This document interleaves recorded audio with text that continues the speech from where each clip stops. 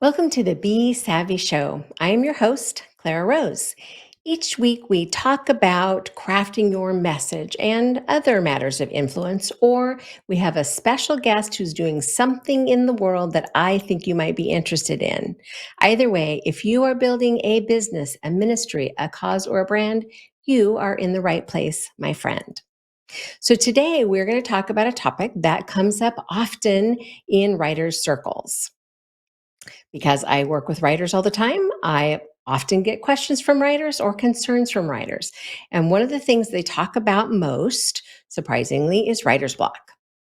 So you might be saying, if you're not a writer, you might be saying, oh, that sounds terrible.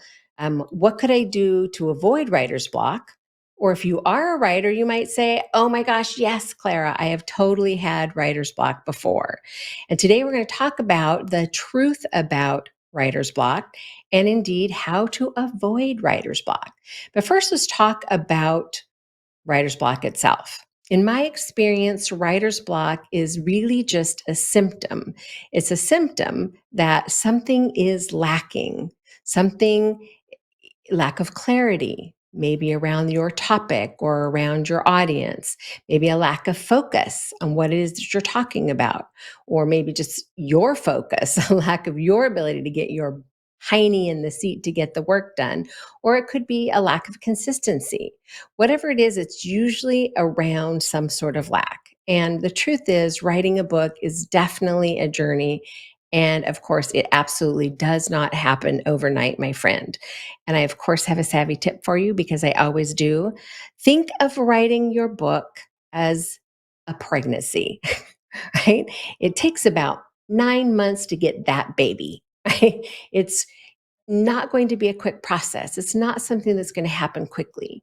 I often cringe when I see those um, webinars or those weekend getaways. Write your weekend in a book, or write your book in a weekend. That's what I mean. Or you know, 5 easy ways to write your book in 3 days. Those kinds of things just make me cringe because I think, what kind of quality of a book are you going to get from that? I don't know. Maybe they have a secret sauce or a secret magic recipe, or they have something that I'm not aware of. But in the years that I've been doing this, which has been a few, I can tell you that it is not a process that happens quickly if you want a good quality tool or book that does what you would like it to do. Now, in fact, the children's book that we just are getting ready to publish here at Rosedale Publishing, it took, after the creation process of the content, it still took 2 months to pull it all together, to order the proof, to get it in. As a matter of fact, do I have it sitting here? I do have it sitting here. Get the proof copy in our hot little hands, down with pens. We're going to actually have her on the show pretty soon to talk about her new book. It still took us a couple of months to get through that process. And we're just now ready to get the completed book launched. It takes time. Writer's block truly often comes just because of mismanaged expectations. Definitely, it's a lack of something. Maybe it's a lack of a clear understanding of what it takes to put a quality book out into the world. So if you think, I'm going to sit down in a weekend and write something up and it's going to be great, I think that's a mismanaged expectation. That's a lack of understanding about the process. Now, last year, or maybe it was even the year before, I had a client who had been with me for quite a while, and we had written several projects together. But her final project, she really wanted a traditional publishing house that would do all of the marketing for her. And it was full color, and it just made sense from a money perspective for her not to be the purchaser of all of those products, right? So we created it, but then we went with another publisher for the actual fulfillment piece of it. In that process, she said, took twice as long. It took twice as long as our process. And she didn't get any of the say that she wanted in the completed project.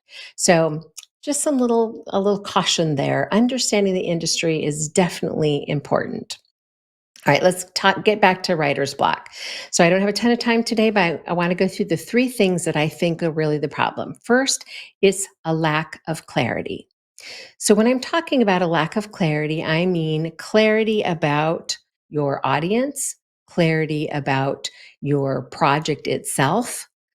Seeing the big picture, of course, is critical for a successful manuscript. And part of that big picture is who I'm writing for. And we've talked about that extensively on this show and other shows, the importance of that piece. But we don't talk as much about how all the pieces fit together in the big picture of things.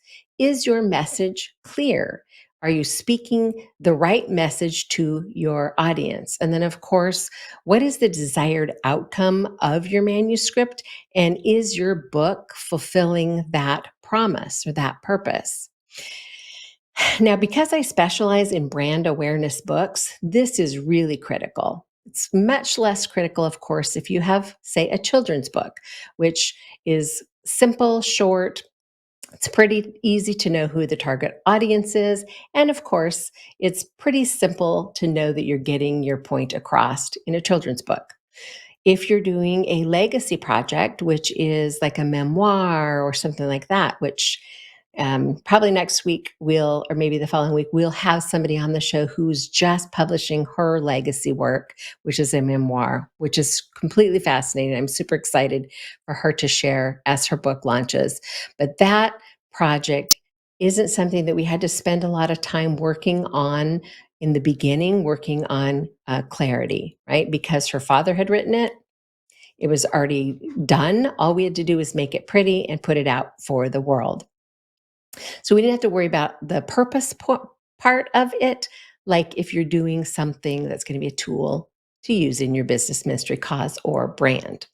And so those are the people I'm really talking to specifically. That could be you. If you're creating a book to use as a tool, absolutely clarity is key for you. I do have a savvy tip for you here, of course. Creating a book is a bit like putting together a puzzle. Pieces fit or things fit where they fit. And we're going to talk a little bit more about using the puzzle analogy because I think there's some real value in that and a little secret weapon that I have for you in that. Okay, so lack of clarity, that's number one that I see when people have writer's block or experiencing writer's block. They don't have good clarity about their book, about their audience, what it is they're trying to accomplish in their book. So let's move on to lack of focus. And we could come at this from more than one direction.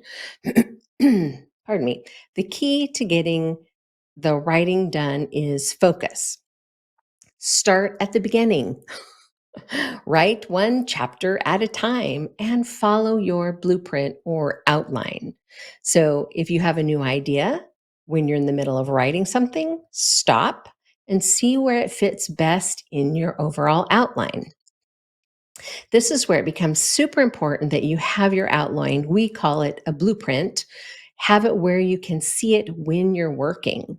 It's too easy to start writing, have an idea that you think, ooh, this is good, and you just weave it right into what you're writing.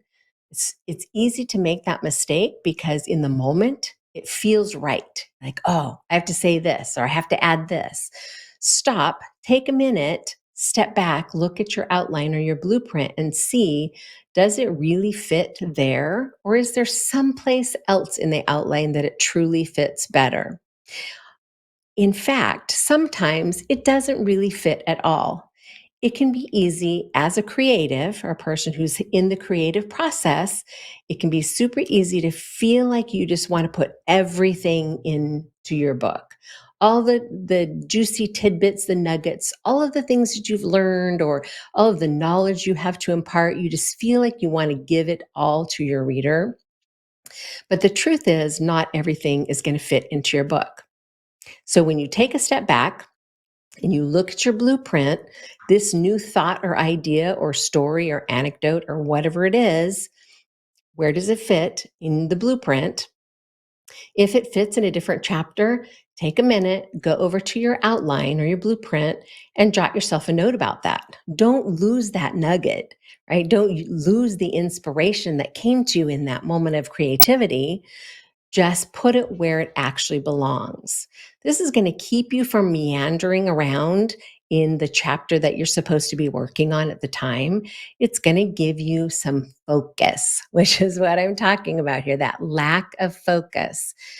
So if you're sitting in front of your computer and you're writing away and this new idea pops into your brain and you start writing it in the chapter that you're in and it truly doesn't fit, pretty soon you've probably written yourself into a corner. You've probably gotten to a point where you're like stuck and you're like, "Oh my gosh, I have writer's block." Well, you don't really have writer's block probably. You really have a lack of focus. Right? You've meandered, you haven't stayed on point. And that is the value of having a good solid outline or a good solid blueprint to work off of. In fact, when I'm working on mine, it's on my wall. I like tack it up where I can see it, just as a quick reminder. If you aren't in a space like my space where I'm working and I have walls that stay right here with me as I work, and you might not be able to have it stuck on the wall beside you. Maybe it's a document that you need to have open sitting beside you.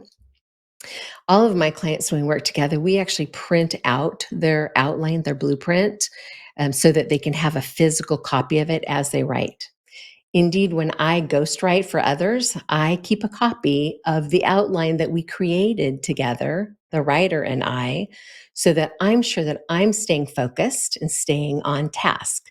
Not because I think I'm going to get writer's block, but I really want to stay true to what we already pre decided was going in the book and where it fits. So there's my little spiel about focus. I could say a lot more about focus in other ways, but I think that you get the point. And everyone's different in their creative process. I don't want you to feel boxed in or hemmed in by too many rules and regulations. I don't want to stifle your creativity. I just want to give you some guidelines to help you stay focused and not have writer's block. Of course, I have a savvy tip for you here because I always do. Your blueprint is the outline that will keep you focused. Keep it handy, keep it nearby, because I promise you it is going to make a difference. Okay, lack of consistency. So there's the other lack that I was talking about. Lack of consistency in getting the actual work done. Get your rear end in the seat and just write already. Create a writing space that's comfortable. Now, if you are lucky enough to have a writing space that doesn't have to go away because it's also the kitchen table or it's also, has another function, that's a beautiful thing because you can set it up to be exactly what you need it to be for optimal creativity. I, of course, write right here in my office at my desktop computer almost exclusively. The lighting is good. My stuff is all here. I'm comfortable. My water bottle sitting here. It's the right environment. I've created a space that works well for my creativity. This is my space for creating. If you don't have that space, you'll struggle just a little bit more with getting in the creative space in your head.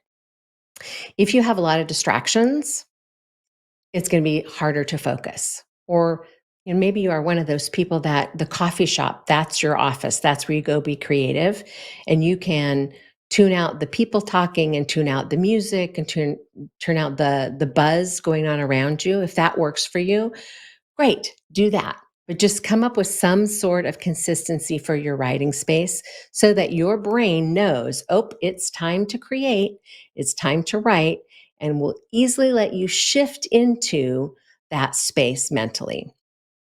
Then, of course, you want to create a writing habit. Now, some people write daily. I love those people. Those are my favorite clients that write every day because the habit of writing every day is so powerful. Now, if that isn't something that you have time in your schedule for, or you're not wired that way, that's okay too. If you're going to sit down once a week and put in your 500 words or your 1,000 words or your chapter, whatever you've decided you're going to work on each week, if that works better for you, that's totally fine too.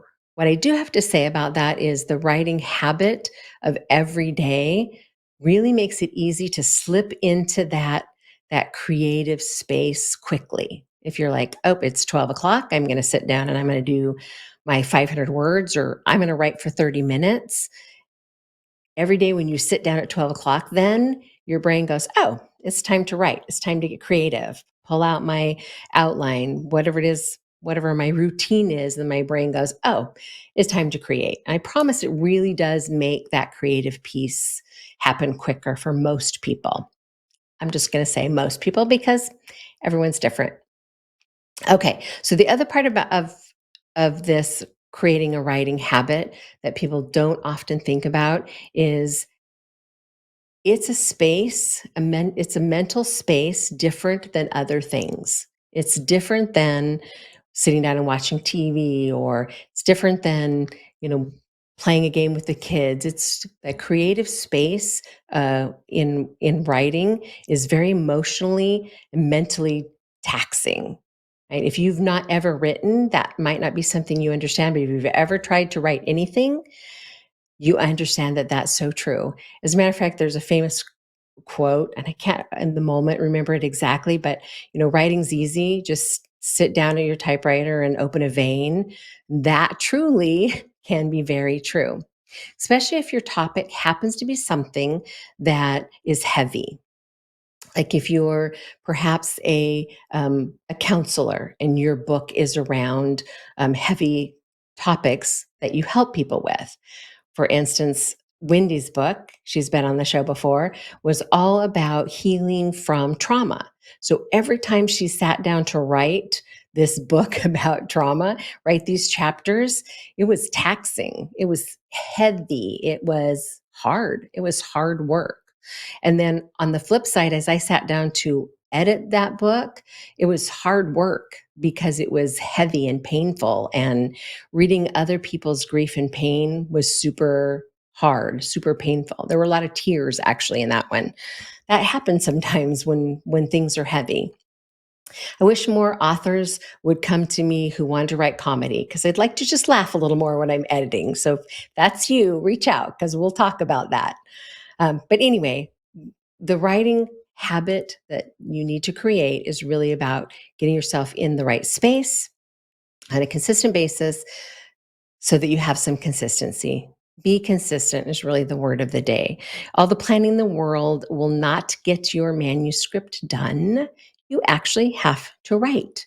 And of course, my savvy tip here is that writing takes time and commitment, and consistency really, really does matter, my friend. A few years ago, I came out with a book that I'm going to share with you guys again in the new year as the new year comes out. And it is called Consistency Matters because it really is in so many things in life so true that consistency every single day habits matter. Going to the gym every day matters. Drinking your water every day matters. The consistency of things matter. I think it matters most because the things that we do consistently that become habit, our brain doesn't have to think about them anymore. Right? Our brain doesn't have to think, oh, I'm going to, you know, go get my water. It just becomes habit. And I just do it every morning. It's the first thing I do when I arrive at the office because it's a habit. So now my brain doesn't have to think about that, and it frees up my brain space for other things. So that's the value in the consistency.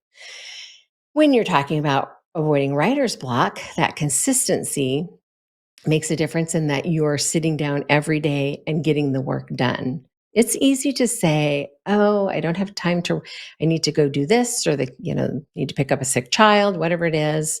My husband forgot his cell phone, so I have to run to the office with it. That never happens to me in my world. I'm just saying.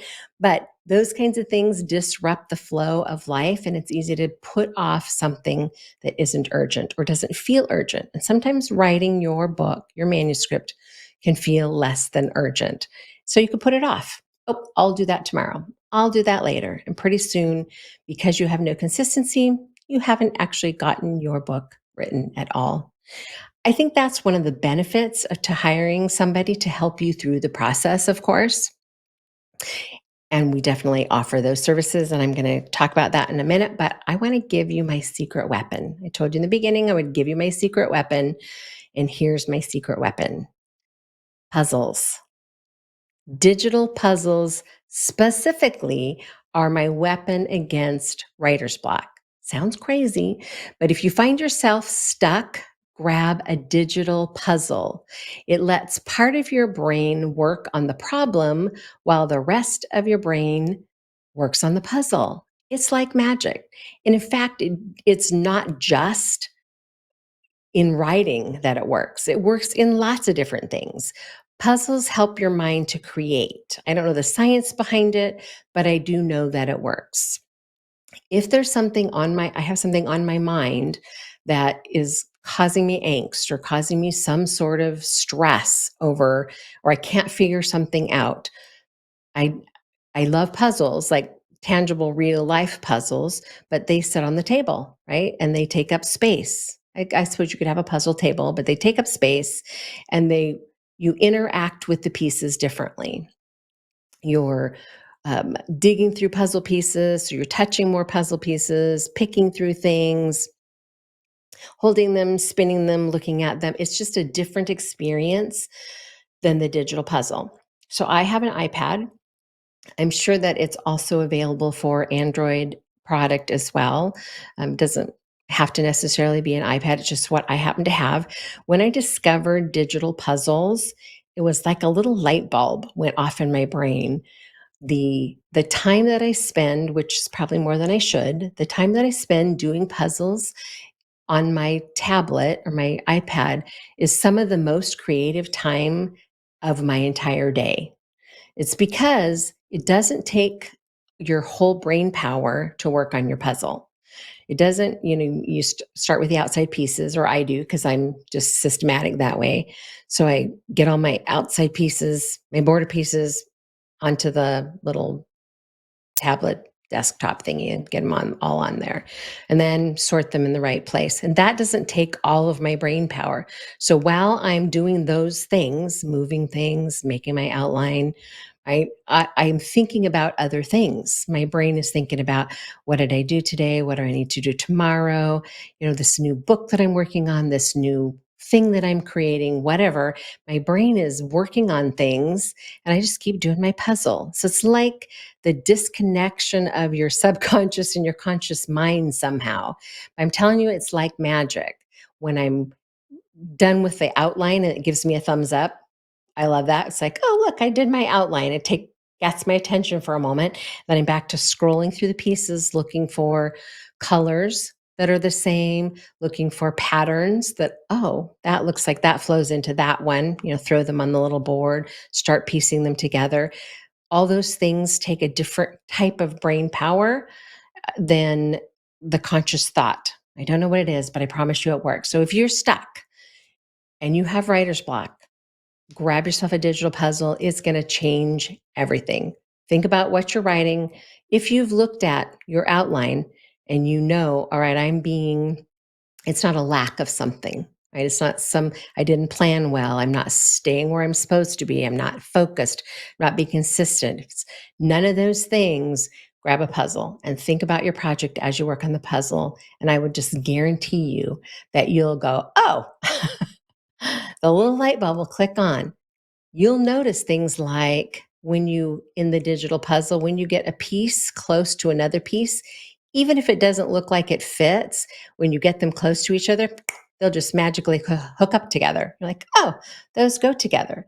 That's exactly the way it is in the brainstorm and blueprint process of putting together a book, right? We put things where we think that they go, and when we get them close to each other, click, all of a sudden magically, like, oh yeah, that fits there. That's perfect. Okay, that's my little spiel. That's my secret weapon for avoiding writer's block. It works every little time, I promise you, and not just for writer's block, but lots of things. I'm almost out of time, but I do want to mention really quickly the Savvy Author membership. If you haven't had a look at it, hop on over to craftingyourmessage.com and have a look at the Savvy Author membership. It's where I help people work through the process of writing their book as a community. We have a writing community, we have this membership, or you can find my services about ghostwriting. If you don't want to do the heavy lifting, you want someone to do the writing for you, You can learn more about that service there. And then, of course, you can learn about co writing. So we jointly write it together. Lastly, right before I go, I just want to say I'm super excited. 2025 is coming so rapidly, and I'm super excited that in 2025, to announce that I am launching an app for the Savvy Author. So I'm excited to see that come out, and you will be able to access all of my latest, greatest free content right there in an app that you can take with you when you're walking the dog or wherever you go. So, the Savvy Author app coming soon, my friend. Okay, as we run out of time, I just want to remind you that if you have a topic that you'd like to hear more about, you can email me at hello@clararose.com and say, hey, Clara, teach me this, tell me that. This is something I'm worried about, I'm concerned about, or I want to know about. I would be happy to address it on the show. And then lastly, of course, if you think you would be a good fit to be on the Be Savvy Show, I'd love to hear from you as well. So drop me an email over at hello@clararose.com and introduce yourself. Or better yet, you can go to craftingyourmessage.com and click on the link and hop on my calendar and we can have a conversation about it. There's actually a link that says, be on the show. So if you'd like to be on the show, I would love to talk to you about that possibility.